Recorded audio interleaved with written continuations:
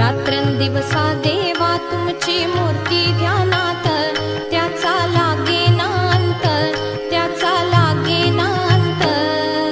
स्वप्नात आले माझ्या गुरुदेव दत्त, स्वप्नात आले माझ्या गुरुदेव दत्त.